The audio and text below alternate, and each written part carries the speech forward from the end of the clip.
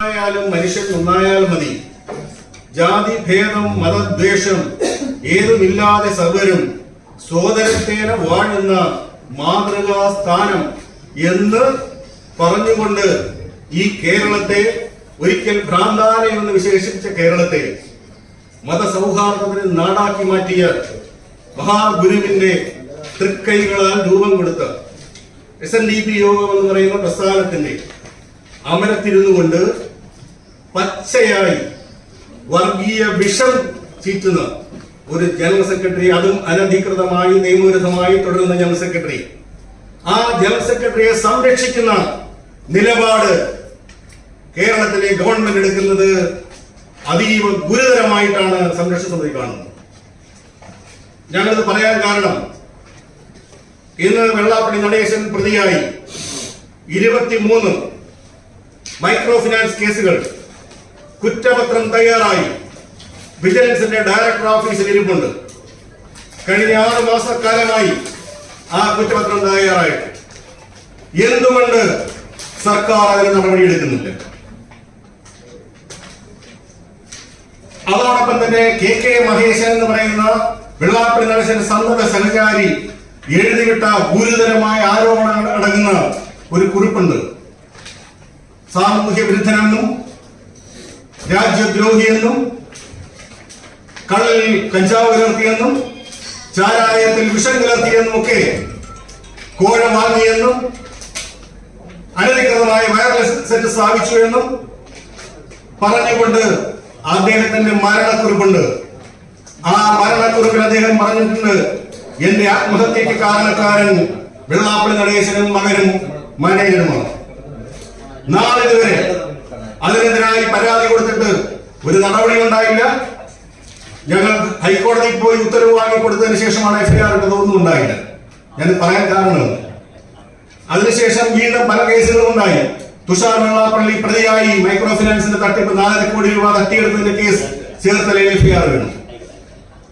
ഇതിനൊന്നും നടപടിയെടുക്കുവാൻ ഗവൺമെന്റുകൾ തയ്യാറാകാതെ ആ ഗവൺമെന്റുകളെ സുഖിപ്പിക്കുന്ന രീതിയിൽ ആ ഗവൺമെന്റുകളുടെ ഒരു ചട്ടുകമായി നിന്നുകൊണ്ട് കേരളത്തെ ആ കേസുകളിൽ നിന്നൊക്കെ രക്ഷപ്പെടുവാൻ, ആ ജനശ്രദ്ധ അവിടെ നിന്നൊക്കെ തിരിച്ചുവിടുവാൻ, തനിക്കെതിരായി വരുന്ന കേസുകളിൽ നിന്നുകൊണ്ട് മറയാക്കിക്കൊണ്ട് കേരളത്തെ കലാപഭൂമിയാക്കുവാനാണ് വെള്ളാപ്പള്ളി നടേശൻ കഴിഞ്ഞ ദിവസം ഇവിടെ ഈ സന്ദേശം നൽകി. ഒരു സന്ദേശമാണ് നൽകിയത്. ഞാൻ അവിടെ പറയാൻ ഞങ്ങൾക്ക് പോലും നാണമുണ്ട്. ഒരു വിഭാഗം ആളുകൾ അവർ പ്രസവിക്കുന്ന ഉപകരണമാണ്. ഞാൻ ബാക്കി പറയുന്നില്ല എന്നോട്. എത്ര മ്ലേച്ഛമാണ്! ഒരു സ്ത്രീ വിരുദ്ധതയുണ്ട്. ഒരു സമുദായത്തെ മുഴുവൻ അടച്ചാക്ഷേപിച്ച് മതവിദ്വേഷം നടത്തുന്നുണ്ട്. ഇതിലൊക്കെ എത്രയോ ചെറിയ കാര്യമാണ് PC ജോർജ് പറഞ്ഞത്. PC ജോർജിനെതിരെ സുമോട്ടോ കേസെടുത്തു. PC ജോർജിനെ അറസ്റ്റ് ചെയ്തു. PC ജോർജിനെ ജയിലിൽ വിട്ടു. എന്തുകൊണ്ട് ഈ മനുഷ്യനെ എതിരായി കേസെടുക്കാൻ ഗവൺമെന്റ് തയ്യാറാവുന്നില്ല? ഏറ്റവും മ്ലേച്ഛമായ കാര്യം, ആ പറഞ്ഞ വ്യക്തി അടുത്ത ദിവസം എറണാകുളത്തേക്കുന്നു. എറണാകുളത്തെ ഈ സംസ്ഥാനത്തിന്റെ ഒരു മന്ത്രിയുടെ സാന്നിധ്യത്തിൽ വെല്ലുവിളിക്കുക, എനിക്കെതിരെ കേസെടുക്കാൻ. ഈ രാജ്യം ഞാൻ കേരളത്തിൽ തന്നെയാണോ എന്ന് എനിക്ക് സംശയിക്കുന്നു. ഈ കേരളത്തിൽ തന്നെയാണോ എന്ന് നടക്കുന്നത്? ഇതാണ് കേരളത്തിന്റെ ഈ ഇപ്പോഴത്തെ അവസ്ഥ. വെള്ളാപ്പള്ളി നടേശൻ എത്രയോ കാലം മുമ്പ് ജയിലിൽ കിടക്കേണ്ടയാളാണ്. അയാളെ തുറന്നു വിട്ടുകൊണ്ട് കേരളത്തിന്റെ ഭൂമിയെ അത് തകർക്കുക എന്നുള്ള ലക്ഷ്യത്തോടു കൂടി മാത്രമാണ് വെള്ളാപ്പള്ളി നടേശൻ ഒത്താശ ചെയ്യുന്നത്. ഞാൻ നേരത്തെ പറഞ്ഞു, ജാതി ഭേദം മതദ്വേഷം ഏതുമില്ലാതെ സർവരും സോദരത്തേന വാഴുന്ന ഈ കേരളത്തിൽ ആ മണ്ണിൽ നിന്നുകൊണ്ട് വെള്ളാപ്പള്ളി നടേശൻ എന്ന് പറയുന്ന ആൾക്ക് മതവിദ്വേഷ പ്രസംഗം ഇന്നല്ല തുടങ്ങിയത്. നിങ്ങൾക്കറിയാം, കോട്ടയത്ത് ഒരു സാധാരണക്കാരൻ ഒരു ജീവൻ രക്ഷിക്കുവാൻ മാൻഹോളിൽ ഇറങ്ങിയപ്പോ അദ്ദേഹത്തിന്റെ പേര് നൗഷാദ് എന്നായി പോയി, കോഴിക്കോട്. അന്ന് മതവിദ്വേഷ പ്രസംഗം ആലുവയിൽ ലോക മതസമ്മേളനം നടന്ന് ആ ആലുവയുടെ മണ്ണിൽ വെച്ച് പറഞ്ഞു. അതിനെതിരെ കേസ് കൊടുത്തു VM സുധീരന്റെ നേതൃത്വത്തിലുള്ള ആളുകൾ.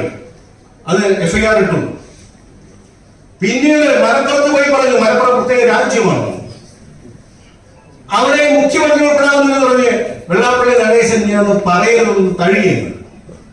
അപ്പൊ ഒരാൾക്ക് എന്തും പറയാനുള്ള ലൈസൻസ് കൊടുത്ത് അയാളെ കയറൂരിയിട്ട് കേരളത്തിന്റെ മണ്ണിനെ കലുഷിതമാക്കുക എന്ന് പറയുന്നത് ഭരണകൂടത്തിന് ഭൂഷണമാണോ എന്നുള്ളതാണ് ഞങ്ങളുടെ ചോദ്യം. ഇത് പറയുന്നത് കേട്ട് തുറന്ന പുത്തന്റെ പുസ്തകത്തെ അടച്ച് കുത്തിക്കെട്ടിയെന്ന് SNDP സംരക്ഷണ സമിതി പറയട്ടെ, ഞങ്ങളൊന്ന് പറഞ്ഞോട്ടെ. SNDP സംരക്ഷണ സമിതി വെള്ളാപ്പള്ളി നടേശനെതിരായിട്ട് മത്സരിച്ചിട്ടില്ല. ആദ്യം മനസ്സിലാക്കുക. ഞങ്ങൾ 2020 ഈ സംഘടന രൂപീകരിച്ച് ഞങ്ങൾ നിയമ പോരാട്ടത്തിന്, അതിനു മുമ്പ് ഞങ്ങൾ അനൗപചാരികമായി കൂടി നിയമ പോരാട്ടത്തിൽ വന്നു. അവിടെയാണ് ആ ചോദ്യം. അദ്ദേഹത്തിന്റെ ചോദ്യത്തിന് പ്രസക്തിയുണ്ട്. എന്തുകൊണ്ട് മത്സരിച്ചില്ല?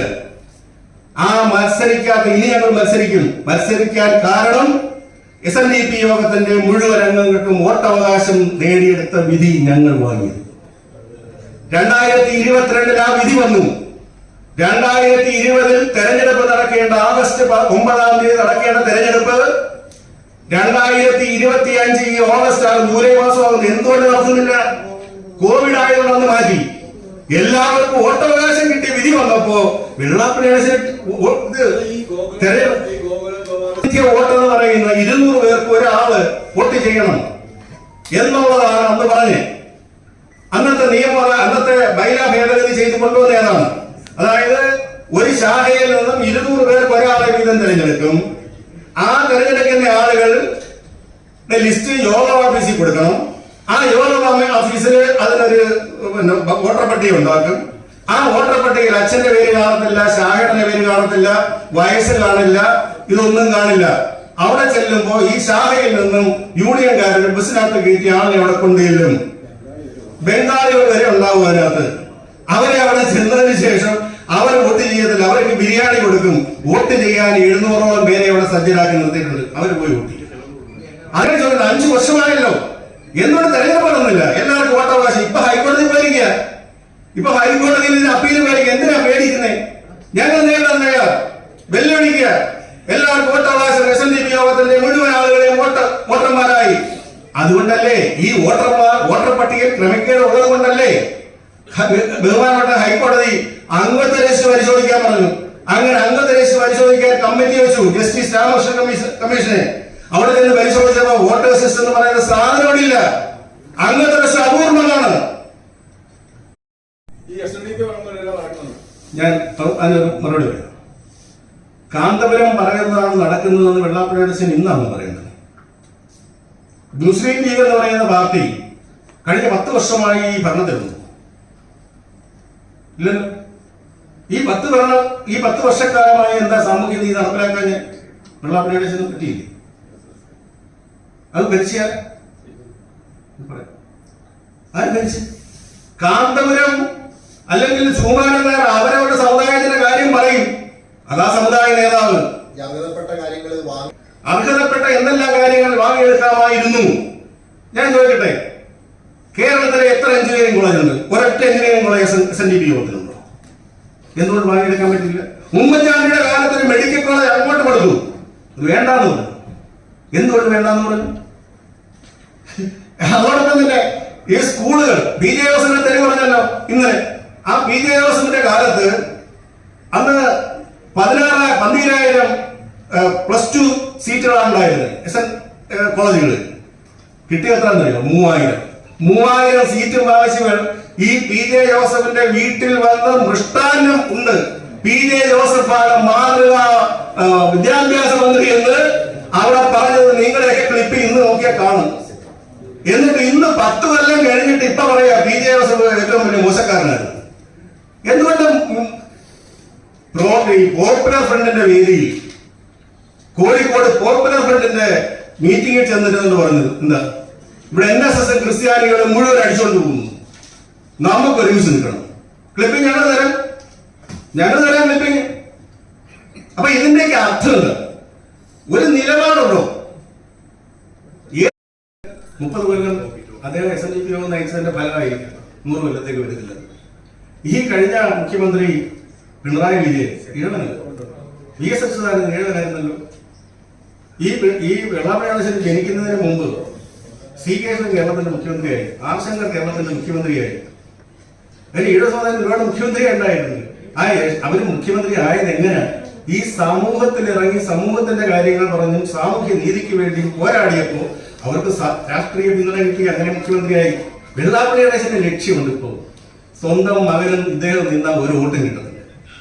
അപ്പോ ഈ 30 വർഷക്കാലം കൊണ്ട് ഇദ്ദേഹത്തിന്റെ രാഷ്ട്രീയ പ്രവർത്തനം ഇദ്ദേഹം, ഞാനൊന്ന് ചോദിച്ചോട്ടെ, ഇദ്ദേഹം ഇന്നലെ കോട്ടയത്ത് പറഞ്ഞത് സമുദായ കാര്യമാണോ അതോ രാഷ്ട്രീയമാണോ? സമുദായ നേതാവ് സമുദായത്തിന്റെ കാര്യമല്ലേ പറയുന്നത്? അതിൽ മറ്റൊരു സമുദായം, ഇപ്പം സമസ്തയോ അല്ലെങ്കിൽ കാന്തപുരോ അല്ലെങ്കിൽ ക്രിസ്ത്യൻ സമുദായമോ അവര് നേട്ടം ഉണ്ടാകിൽ അവരുടെ സമുദായത്തിന്റെ താല്പര്യങ്ങളെ സംരക്ഷിക്കാൻ നേതൃത്വം ഇടപെടും. അതാണ് സമുദായ നേതാവ്. ഇയാളുടെ സമുദായം SNDP ഈഴവ സമുദായത്തിന് വേണ്ടി ഈ കമാന്നൊരക്ഷരം പറഞ്ഞിട്ടുണ്ടോ?